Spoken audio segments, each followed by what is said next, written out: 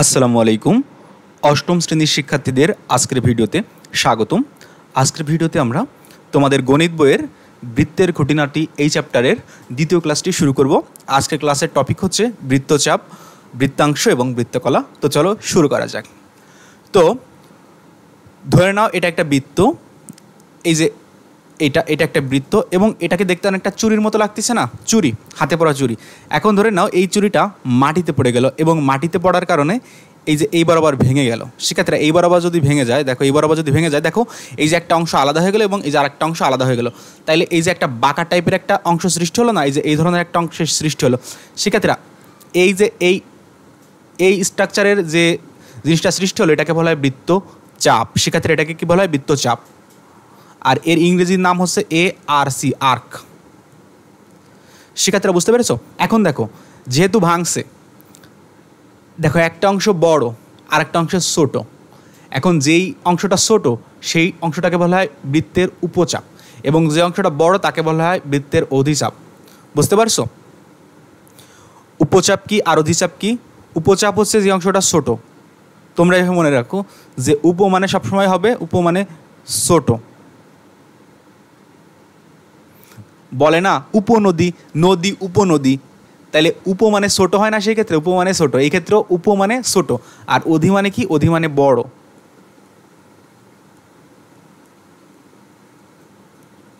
Clear দুটা জিনিস? বৃত্তের উপচাপ কি আর বৃত্তের অধিচাপ কি? সিম্পলি কোনো একটা বৃত্তকে যদি ভাঙা হয়, অবশ্যই দেখো একটা জিনিস, কে ভাঙছে? এই AC। তুমি যদি এ থেকে সি বিন্দুকে আমি একটা সরলরেখা টানো, দাঁড়াও দেখাচ্ছি, দেখো তুমি যদি এ থেকে সি বিন্দুকে আমি একটা সরলরেখা টানো, এই AC সরলরেখাকে কি বলা হবে শিক্ষার্থীরা? এটিকে জ্যা বলা হবে। আমরা কিন্তু গত ক্লাসে শিখিয়েছি। যেহেতু জ্যার কথা চলে আসলো, তাহলে আমরা বলি যে ব্যাস কাকে বলে? ব্যাস তখনই হবে যে জ্যা কেন্দ্র দিয়ে যায় তাকে বলা হবে ব্যাস। এই যে এইটাকে, সরি এটা কেন্দ্র দিয়ে গেল না, যদি এটা এই যে এই সরলরেখাটা যদি এই কেন্দ্র দিয়ে যায়, ধরো এই কেন্দ্র দিয়ে যায় এবং এটি যদি একটা জ্যা হয়, যে জ্যা কেন্দ্র দিয়ে যাবে সে হবে কি? ব্যাস। জ্যা কি বুঝতে পেরেছো? বৃত্তে যে কোনো দুটি বিন্দুকে যে সংযোগ করে সেই জ্যা। ধরো এটা একটা বৃত্ত, এখানে একটা বিন্দু আছে, এখানে একটা বিন্দু আছে। শিক্ষার্থীরা এটা কিন্তু আঁকা বাঁকা হয়ে গেছে, তোমাদের যা বোঝার তোমরা সেটা বুঝো। এটা AB, ধরো এই যে সরলরেখাটা এই বিন্দু আর এই বিন্দুকে সংযোগ করেছে, মানে একটা জ্যা। আবার দেখো এই যে এই সরলরেখাটা এই বিন্দু আর এই বিন্দুকে সরলরেখা সংযোগ করেছে না, তো এটা একটা জ্যা। কিন্তু যদি এরকম কোনো জ্যা থাকে, ধরো এইখানে বৃত্তের কেন্দ্র, তাহলে এরকম যদি একটা সরলরেখা থাকে যেই জ্যাটা বৃত্তের কেন্দ্র দিয়ে গেছে সে হবে ব্যাস। ধরো এখানে একটা বিন্দু, এখানে একটা বিন্দু আছে। এখন দেখো এই যে জ্যাটা বৃত্তের দুইটা বিন্দুকে সংযোগ করেছে না, বৃত্তের প্রস্থ, মানে এই একটা জ্যা, এই সরলরেখাটা। আবার এই জ্যাটা যেহেতু কেন্দ্র দিয়ে গেছে, মানে এই ব্যাসও। ক্লিয়ার? তাইলে বৃত্তে উপচাপ কীভাবে সৃষ্টি হয়? দেখো এই বৃত্তে উপচাপ কীভাবে সৃষ্টি হয়? যখন কোনো একটা জ্যা বৃত্তকে এরকম বিভক্ত করে দেয়, দুই ভাগে ভাগ করে দেয়। এখন যেই অংশটা বড় হবে সেই অংশটাকে বলা হয় অধিচাপ এবং যেই অংশটা ছোট হবে তাকে বলা হয় উপচাপ। সেক্ষেত্রে আবারও বলে দিই, চাপ হচ্ছে এই ধরনের বাঁকা টাইপের কোনো একটা স্ট্রাকচার। এই যে এটা একটা চাপ, এটা একটা চাপ, এটা একটা চাপ, মানে এরকম বাঁকা যে কোনো স্ট্রাকচারই হচ্ছে চাপ। এরপরে দেখো বৃত্তের এই টুকরোকে আমরা বৃত্তচাপ বলে থাকি। দেখো এই যে আগে ওই যে বৃত্তে ভাগ হলো না, দুই ভাগে ভাগ হলো, সেই বৃত্তের টুকরোকে আমরা বলি কি? বৃত্তচাপ বা আর্ক। আর বৃত্তের ছোট দৈর্ঘ্যের চাপকে বলা হয় উপচাপ। সেক্ষেত্রে দুইটা চাপ হয়েছিল, যেই চাপটা দৈর্ঘ্য ছোট তাকে বলা হয় উপচাপ, এর ইংরেজি নাম মাইনর আর্ক, এবং বড় দৈর্ঘ্যের চাপকে বলা হয় অধিচাপ, একে বলা হয় মেজর আর্ক ইংরেজিতে। তোমরা ইংরেজি নামটা চাইলে মনে রাখতে পারো অথবা মনে নাও রাখতে পারো। অবশ্যই তোমরা যখন বড় হবে তখন মনে রাখবে, এখন মনে রাখা লাগবে না যদি কষ্ট হয়। আচ্ছা, আবার যদি মনে হয় যে না আমি মনে রাখবো, তাহলে মনে রাখবা, এটা তোমার একান্তই ব্যক্তিগত ইচ্ছা। এরপর দেখো, এখন দেখো আমরা আগে দেখলাম যে কোনো একটা জ্যা বৃত্তকে দুই ভাগে ভাগ করতেছে। ধরো এখানে একটা বিন্দু আছে, এখানে একটা বিন্দু আছে। এর আগে আমরা কি দেখছি? যে এই জ্যা এই বৃত্তকে দুই ভাগে ভাগ করতেছে। কিন্তু যদি এরকম হয় যে ব্যাস বৃত্তকে দুই ভাগে ভাগ করলো, এটা কিন্তু ব্যাস, সেক্ষেত্রে এটা কিন্তু ব্যাস আর এটা কিন্তু জ্যা। এখন যদি ব্যাস দুই ভাগে ভাগ করে, ব্যাস ভাগ করলে কিন্তু দেখো এই পাশেও সমান অংশ, এই পাশেও সমান অংশ হচ্ছে। দেখো এইটুক আর এইটুক একবারে সমান জিনিস না। যদি এরকম ব্যাস কোনো বৃত্তকে দুই ভাগে ভাগ করে তাহলে সেটা সেই স্ট্রাকচারকে বলে অধিবৃত্ত। শিক্ষার্থীরা অধিবৃত্ত কিন্তু এই যে শুধুমাত্র এইটুকু অধিবৃত্ত, এই মাঝখানে যে ক্ষেত্রফল আছে এটা কিন্তু না, ক্ষেত্রফলের কথা পরে আসবে, শুধুমাত্র এই যে গঠনটা দেখতেছেন এই গঠনটাকে অধিবৃত্ত বলা হয়। শিক্ষার্থীরা বুঝতে পারছো অধিবৃত্ত কি? অধিবৃত্ত কি বুঝতে পারছো? আমি আবার বলি, যখন কোনো বৃত্তের ব্যাস সেই বৃত্তকে দুই ভাগে ভাগ করবে, এটা কিন্তু ব্যাস যখন কোনো বৃত্তকে দুই ভাগে ভাগ করবে তখন দুটা অধিবৃত্তের সৃষ্টি হবে। আর একটা জিনিস দেখো, এই পুরো বৃত্তকে ধরো, এই বৃত্তটা এই যে বৃত্তটা এই বৃত্তটাকে ধরো তুমি সুতাতে বানাইছো, এই যে চারপাশে এই সুতাতে বানাইছো, ধরো এখান থেকে তুমি ছিঁড়ে ফেলে তুমি এই সুতাকে এরকম সমান করে দিলা, দেখছো এই যে সমান করে দিলে না, মানে সোজা করে দিলা। প্রথমে এই সুতাটা এরকম গোল করে এই সুতাতে এরকম ধরো গোল করে বৃত্ত বানানো ছিল, এরপর তুমি এই বৃত্তের এক জায়গায় ছিঁড়ে এরকম সুতারে সোজা করে ফেলছো। এখন এই যে দৈর্ঘ্য হচ্ছে এই দৈর্ঘ্যকে বলে পরিধি। পরিধি হচ্ছে এই যে বৃত্ত যে সুতাটাতে বানানো, এই সুতাটা কত বড়, এই কত লম্বা, সেটা হচ্ছে পরিধি। বুঝছো? বৃত্তের দৈর্ঘ্যকে পরিধি বলে। এই চারপাশে যে দৈর্ঘ্য এই পুরো দৈর্ঘ্যকে পরিধি বলে। আমি তো আরও ক্লিয়ারলি বুঝা দিলাম। ধরো বৃত্তকে তুমি কোনো এক জায়গাতে কাটার পর এটারে এরকম সোজা করছো, ধরো এই সুতাতে তুমি বৃত্ত বানাইছো, এরপর তুমি করছো কি, ওই যে বৃত্ত বানাইছো সেই বৃত্তটা আবার এরকম সোজা বানাইছো। এখন এই সুতার যে দৈর্ঘ্য সেই দৈর্ঘ্যটা হচ্ছে পরিধি। ক্লিয়ার? আমি যেভাবে বোঝাচ্ছি তোমাদের তো না বোঝার কোনো প্রশ্ন আসে না যে পরিধি কি। আবার দেখো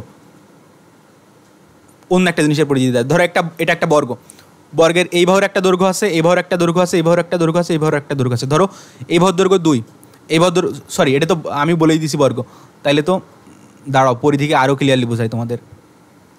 ধরো যেহেতু বর্গ সেহেতু সবই তো সমান হবে, এই বাহু 2, এই বাহু 2, এই বাহু 2, বলো তো এই বৃত্তের পরিধি কত? এই বৃত্তের পরিধি হবে 2 যোগ 2 যোগ 2 যোগ 2, মানে এই 2 এই 2 এই 2 এই 2, 4টা 2 যোগ করলে 1 2 আর 2 4, 4 2 6, 6 2 8, ধরো 8। এই 8 হচ্ছে এই বর্গের পরিধি। বুঝছো পরিধি মানে কি? পরিধি মানে এই চারপাশে যে দূরত্ব, ঠিক আছে? আর এই বৃত্তের পরিধি এরকম, এই যে এইখান থেকে শুরু করে ধরো এই চারপাশে যে দূরত্ব সেটা হচ্ছে পরিধি। ক্লিয়ার? এখন আমরা নেক্সট স্লাইডে যাই। দেখো এখন কথা হচ্ছে বৃত্তাংশ। দেখো শিক্ষার্থীরা, এটা হচ্ছে ক্ষেত্রফল, এটা ক্ষেত্রফল। এখন একটা জিনিস দেখো, এই পুরোটা ধরো একটা বৃত্ত।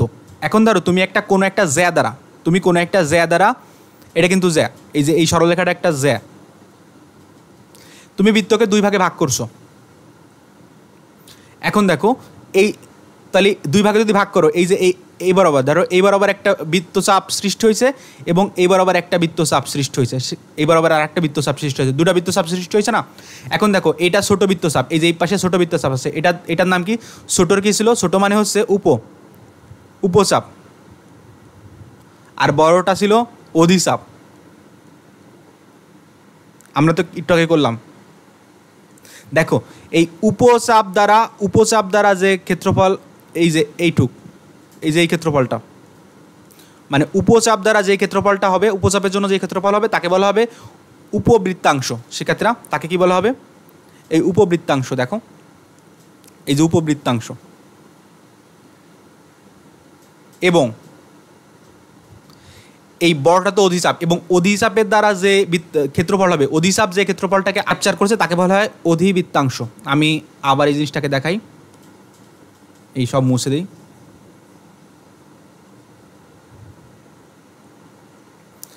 এটা তো একটা জ্যা, এই যে এইটা একটা জ্যা, এই যে এই সরলরেখাটা একটা জ্যা। এই সরলরেখা এই বৃত্তকে দুই ভাগে ভাগ করছে। দেখো এক পাশে এই যে একটা কালার করা হয়েছে, আর এক পাশে আর একটা কালার করা হয়েছে। এই যে ধরো এই জ্যাটা তো এই বৃত্তকে, এই যে এরকম একটা বৃত্তচাপ এবং এরকম একটা বৃত্তচাপ, দুইটা বৃত্তচাপে ভাগ করছে। এখন এই যে বড় বৃত্তচাপ দ্বারা আবৃত যে ক্ষেত্রফল, এই বৃত্তচাপ দ্বারা এই ক্ষেত্রফল ক্যাপচার করছে না, এই যে ক্ষেত্রফল, এই ক্ষেত্রফলকে বলে অধিবৃত্তাংশ। এবং এই যে ছোট যে বৃত্তচাপ, এই ছোট বৃত্তচাপ দ্বারা আবৃত যে অংশ, সেই অংশ হচ্ছে উপবৃত্তাংশ। আমি আরেকটা দেখাই, ধরো বৃত্তই আঁকতেছি, দাঁড়াও। বৃত্ত এই যে কম্পাস, এটা নিয়ে আসলাম, দাঁড়াও এখনই বৃত্ত হয়ে যাবে। এটা একটু ছোট করি,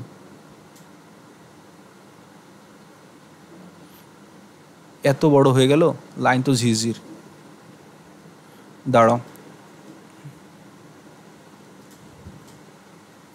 এটা ছোট করতে হবে। দেখো এই যে তো আমি একটা বৃত্ত তো আঁকছি তাই না, আমি এই যে একটা বৃত্ত আঁকলাম।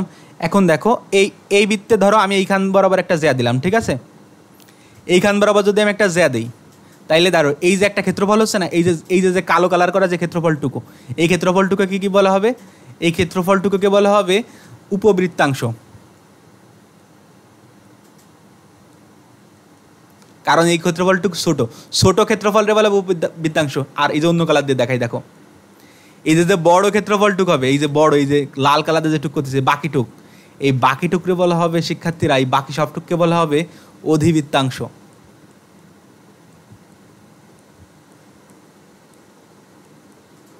এখনো কি তোমরা বুঝো নাই উপবৃত্তাংশ কি আর অধিবৃত্তাংশ কি? না বোঝার তো কোনো লাইন নাই।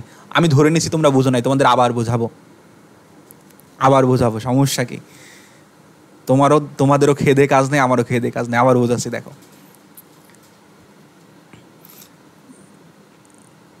ধরো এই যে একটা বৃত্ত, ঠিক আছে? এই বৃত্তকে আমরা ধরো এই বরাবর ভাঙলাম, এই বরাবর কাটলাম। কী দিয়ে কাটলাম? ধরো একটা জ্যা দিয়ে কাটলাম। ধরো জ্যা না, ধরো আমি এই বৃত্তকে এই বরাবর কাটছি, তাহলে এই পাশে একটা অংশ সৃষ্টি হয়েছে, এই পাশে একটা অংশ সৃষ্টি হয়েছে, দুইটা অংশ সৃষ্টি হয়েছে, বা দুইটা ক্ষেত্রফল বা দুইটা ক্ষেত্র সৃষ্টি হয়েছে। এখন যে ক্ষেত্রটা বড়, এই যে ক্ষেত্রটা বড় সৃষ্টি হয়েছে, তাকে বলা হয়, তাকে কি বলা হয়? এই যে দেখো অধিবৃত্তাংশ। আমিও মাঝে মধ্যে উলট পালট করে ফেলি, অধি আর উপর মধ্যে, যাই হোক তোমরাও করতে পারো, আবার না করতে পারো। তাহলে এটা হবে অধিবৃত্তাংশ। আর যে অংশটা ছোট তাকে বলা হয় উপবৃত্তাংশ।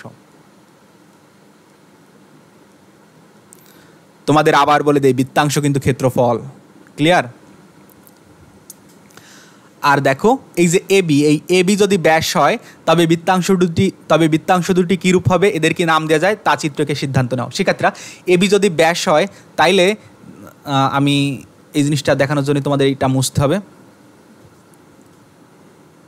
এই যে এবি, এই এবি যদি এই বরাবর হয়, দেখো আমরা যে কথা বললাম যে এই ক্ষেত্রে দেখো এক পাশে বেশি ক্ষেত্রফল হচ্ছে, এক পাশে কম ক্ষেত্রফল হচ্ছে। কিন্তু যদি এরকম হয় যে উভয় পাশে ক্ষেত্রফল সমান, তাইলে এদের কি নাম দেওয়া যায়? তখন তো এদেরকে অধি আর উপ বলা যাবে না, কারণ অধি মানে তো বড়, উপ মানে তো ছোট, তাইলে তো দুইটা তো সমান হয়ে যাবে, তখন তো এই অধি আর উপ বলা যাবে না, তখন তাদের কি বলা যাবে সেটা তোমরা একটু ডিসিশান নাও সেটার। এরপর শিক্ষার্থীরা এই যে কোশ্চেনটা, এই কোশ্চেনটার উত্তর তোমরা ভাবো, যদি না পারো তাহলে তোমাদের উত্তর করে দেবানি। আমি তো বোঝাই দিচ্ছি মানে কি, মানে হচ্ছে এই এবি জ্যা যদি ব্যাস হয়, এখানে এখন তো এবি জ্যা, কিন্তু এবি ব্যাস কখন হবে? যখন কেন্দ্র দিয়ে যাবে। যদি এবি এই কেন্দ্র দিয়ে যায় তাহলে তো উভয় পাশে সমান দুটো অংশ সৃষ্টি হবে, তখন এদের কী নাম দিবা? যদি ছোট বড় হয় তাহলে তো তুমি অধিবৃত্তাংশ উপবৃত্তাংশ দিচ্ছ, কিন্তু যদি দুটো সমান হয় তাহলে কী নাম দিবে? এটা তোমরা ভাবো, ভাইও আমারে বইলো যদি পারো। দেখো এরপর পড়াবো হচ্ছে বৃত্তকলা। শিক্ষার্থীরা এই বৃত্তকলাও ক্ষেত্রফল। আগে যে বৃত্তাংশ পড়েছি ওটাও ক্ষেত্রফল, এই বৃত্তকলাও ক্ষেত্রফল। দেখো আগে আমরা ভাগ করছি কিভাবে? আগে আমরা ভাগ করছি একবারে আইসে কথা নেই বার্তা নেই, মাঝখান দিয়ে মার একটা টান, এই যে একটা অংশ হলো, এই যে একটা অংশ হলো। কিন্তু এখন আবার অন্যভাবে টান দিতে হবে, আগের টান আর এখনের টান হচ্ছে ভিন্ন। এটা মুছে দিই। দেখো এখনও ভাগ করবা, কিন্তু এখন ভাগ করবা একটু অন্যভাবে। এখন ভাগ করার জন্য অনেক কিছু ভাবনা চিন্তা করতে হবে। ধরো এটা বৃত্ত, এই বৃত্তের কেন্দ্র হচ্ছে এটা।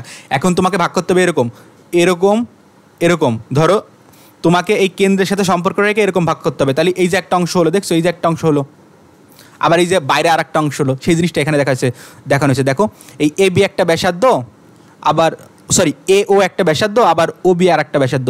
এই দুইটা ব্যাসার্ধ এবং এবি কিন্তু একটা চাপ, বৃত্তচাপ। এই যে বৃত্তচাপ এবং দুই ব্যাসার্ধ মিলে এই যে একটা ক্ষেত্র সৃষ্টি করছে। দেখো এই বলো তো তোমরা, এই যে এই নীল কালার করার টুক বড়, এই যে এই পুরো বৃত্তের, নাকি এইটুক বড়? অবশ্যই এই যে এই এই যে এই অংশটা ছোট, এই জন্য একে বলা হয় বৃত্তকলা, উপবৃত্তকলা। আর এই অংশটা যেহেতু বড়, তাই এর নাম অধিবৃত্তকলা। অধি মানে তো বড়। দেখছো বৃত্তকলা কি বুঝতে পারছো? বৃত্তকলা হচ্ছে যদি তুমি এই কেন্দ্রের সাথে এরকম দুটো ব্যাসার্ধ টাইনে এবং একটা এই যে চাপের সহায়তায় একটা ক্ষেত্র আঁকো। ক্লিয়ার? আচ্ছা ক্লিয়ার না হইলেও সমস্যা নেই, আমি আবার বোঝাবো। আচ্ছা এইবার আমরা একটা নতুন একটা বৃত্ত আমরা করি। কি রে ভাই কি হচ্ছে? হ্যাং করছে, দাঁড়াও মুইছে নেই।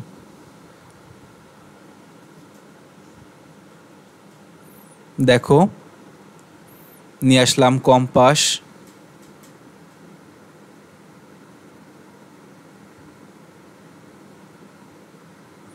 টাইনে ফেললাম বৃত্ত, কোনো সমস্যা নাই, বৃত্তটা এখনই ছোট বানায় ফেলবো। হ্যাঁ এই যে হয়েছে না, দেখো বৃত্তকে টিস করে ছোট বানায় ফেললাম, বৃত্তকে এখানে নিয়ে আসলাম। আর বৃত্তর কেন্দ্র কোথায় বলো তো শিক্ষার্থীরা? বৃত্তের কেন্দ্র আছে এইখানে। এখন আমি দুটা ব্যাসার্ধ নিব, ধরো এই যে একটা ব্যাসার্ধ নিলাম, কি রে, এই যে একটা ব্যাসার্ধ নিলাম, মহাধনায় পড়লাম তো, দাঁড়াও এরকম যাই, টিস টিস টিস। শিক্ষার্থীরা এইবার দেখো সোজা ব্যাসার্ধ হবে, ধরো এই যে একটা ব্যাসার্ধ নিলাম এবং এই যে আর একটা ব্যাসার্ধ নিলাম, আমি ইচ্ছা মতো নিছি, তুমি চাইলে অন্য জায়গাও নিতে পারো। দাঁড়াও, তুমি বলবা যা বইয়ের ছবির মতো করবো না, আমি অন্যভাবে করবো। ধরো তুমি এইখানে একটা নিছো, এখানে একটা নিছো, আর এইখানে একটা নিছো, তোমার ইচ্ছা, ইউর লাইফ ইউর রুলস। তাহলে এই যে একটা ক্ষেত্র সৃষ্টি হলো না, আবার এই যে বাইরের দিকে আরেকটা ক্ষেত্র সৃষ্টি হলো, এই ছোটোটার নাম কী হবে? ছোটোটার নাম হবে উপবৃত্তকলা, আর বড়টার নাম কী হবে? বড়টার নাম হবে অধিবৃত্তকলা। ক্লিয়ার? আগেও ভাগ করছো, এখনও ভাগ করবা, কিন্তু এখন ভাগটা একটু অন্যরকম। তোমাকে এইখান থেকে এই কেন্দ্রের সাথে একটা সম্পর্ক রাখে, ধরো এই কেন্দ্র থেকে একটা ব্যাসার্ধ টানবা এইদিকে, আবার একটা ব্যাসার্ধ টানবা এইদিকে, আর এই যে একটা চাপ হবে, এই যে ক্ষেত্রফলটা হবে, এই ক্ষেত্রফলটাকে বলা হয় বৃত্তকলা। বৃত্তকলা কি বুঝছো? দেখো এইরকম যদি একটা বৃত্ত হয় এবং এটা যদি কেন্দ্র হয়, তোমরা যদি এইভাবে কোনো একটা স্ট্রাকচার আঁকো, তাহলে এটাকে আসলে বৃত্তকলা বলা হবে। ক্লিয়ার? এটা একটা ক্ষেত্রফল, এটা বিশেষ ধরনের ক্ষেত্রফল। তো সেক্ষেত্রে আশা করি তোমরা বুঝতে পেরেছো। তো পরের ক্লাসে আবার তোমাদের সাথে দেখা হচ্ছে। সবাই ভালো থেকো, ধন্যবাদ সবাইকে।